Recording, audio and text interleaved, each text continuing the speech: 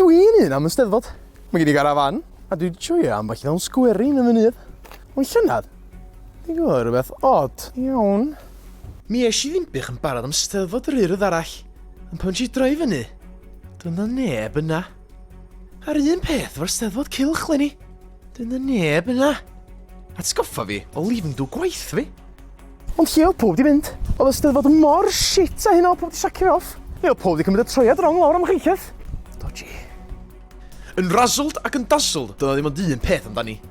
Googloi. Ac oh my god, boys. Bydd y canlyniad yn erchyll. Felly, boys, mae i twigio.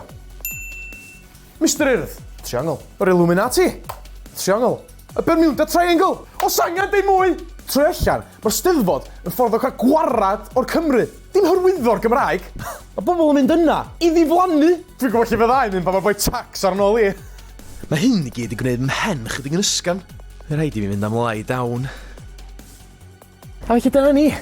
Di bynciad arall. Ymunwch ni os nesa, lle fydden ni'n gofyn. Ydych chi rhaid i gael Dewi Pws a Bruce Willis yn yr un stafell? A daw eto hael dros ffrind Herefel.